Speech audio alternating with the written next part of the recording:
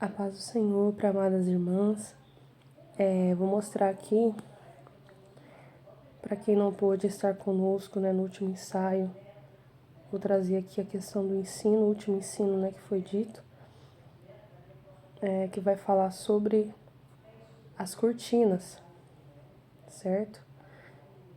Que vai falar sobre as cortinas que haviam por cima sobre o tabernáculo de Moisés. Porque no tabernáculo de Moisés, como era algo móvel, que tinha que ser desmontado, carregado, então o teto era feito com essas cortinas, como se pode ver aqui, Só que são diversas camadas de cortina, Tem as cores específicas, então há uma revelação, que Deus vem nos trazendo aqui por cada camada dessa cortina. Então, a primeira cortina, essa aqui que está mostrada aqui na imagem, ela era feita de linho fino e aí era trançado com estofa azul, que tinha azul, tinha a cor roxa, o vermelho e tinha um bordado nos querubins, que são esses querubins aqui bordados. A gente não sabe ao certo, como que era o bordado dos querubins, mas a gente sabe que os querubins são aqueles que ficam em volta do trono de Deus no céu, guardando a glória do Senhor, que cobre os pés com as asas, cobre o rosto, depois outras duas asas eles estão voando, tem olhos, por todo o corpo. Então, assim, eu creio que aí, na época, eles fizeram a representação que eles quiseram, do desenho do querubim, mas aqui a gente percebe já o desenho do querubim. Então, esse primeiro é onde ficava no teto do tabernáculo, onde o sacerdote contemplava dentro do tabernáculo, no teto, ele contemplava esses querubins e essas cores, que é o vermelho, o roxo e azul, e o branco, que é o linho fino trançado. Esse linho fino trançado, que é a primeira cortina, a gente vai ver aqui, ó, o azul, ele vai representar o céu, A gente pode olhar para Cristo, Cristo veio do céu. O branco é a justiça, ou redenção, ou justificação. Depois nós temos o púrpura, que seria, se você juntar o céu, que seria o azul, e o vermelho, que seria o sangue de Cristo, você juntar ele juntando, misturando as cores, como se fosse uma tinta, ele vira o roxo. E roxo simboliza realeza. E realeza também está ligado com Cristo, que Cristo é o nosso rei, O nosso rei que virá para reinar sobre as nações. Então a gente pode também trazer também essa questão de Cristo, Tem o carmesim, como foi dito, o vermelho, que simboliza o sangue, o sangue de Cristo. E os querubins representam a guarda da glória do Senhor, Shekinah. Então, e que aquele lugar era onde o Senhor se manifestava, a glória do Senhor se manifestava dentro daquele lugar, no Santo dos Santos. Então, essa é a primeira cortina, onde a primeira coisa que eles viam se olhassem para o teto era essa cortina com os querubins bordados, com todas essas cores de realeza, de sangue, do céu, da pureza, que tudo simboliza Cristo, simboliza a Deus, Aí, olha só, aqui também essas imagens aqui, tem esse azul, que também tá lá na cortina. O azul, ele era colocado aqui, ó, na roupa, Tá vendo aqui? Aqui, no caso, é como se fosse uma pintura de Jesus. Aqui, ó, bem pertinho que a gente pode ver, ó, tem uma fitinha aqui que...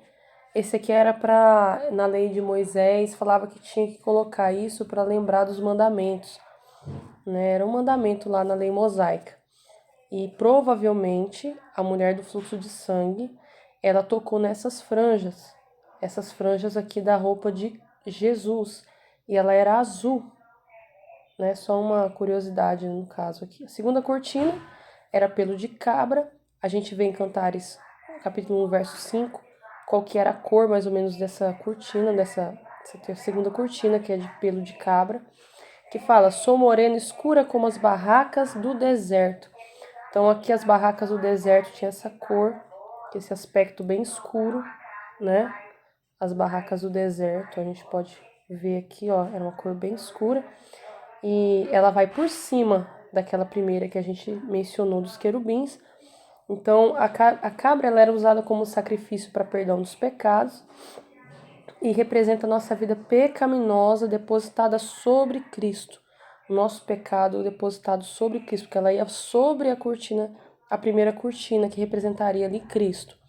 A terceira cortina é a pele de carneiro, atingida de vermelho, e simboliza o sangue derramado sobre o nosso pecado, para cobrir os nossos pecados, né? Então ele está sobre a pele, sobre aquele animal, né? Que é a cabra. São os pecados, então é o sangue derramado sobre nós. A quarta cortina é a pele de um roedor, que existia no deserto. Eu acho que na Almeida, se eu não me engano, está escrito texugo, mas não sei se realmente era esse, não se sabe, os historiadores não sabem se realmente era esse animal, mas era a última camada, era vista por todos, né? Todo mundo, quando batia o olho no tabernáculo, eles contemplavam justamente essa pele, né, desse, desse animal que existia, que era comum no deserto, algo comum. E o que a gente pode aprender com todas essas camadas que havia sobre o tabernáculo é que Deus ele espera que nós venhamos buscá-lo e venhamos compreender todas as camadas, que nós não sejamos como aquele povo que só conseguia olhar a parte de fora, só conseguia olhar por essa camada de cima, esse couro aqui de texugo, essa parte marrom aqui, ó. Que a gente não seja essas pessoas que só contemplam a parte de fora, que a gente entende que há uma glória aqui dentro, mas a gente não compreende como ela é, não compreende as profundidades que Deus quer que nós compreendamos, né? Que seria o perdão dos pecados, que seria o sangue de Cristo, a obra, né, restauradora, remidora, justificadora que provém de Cristo na cruz.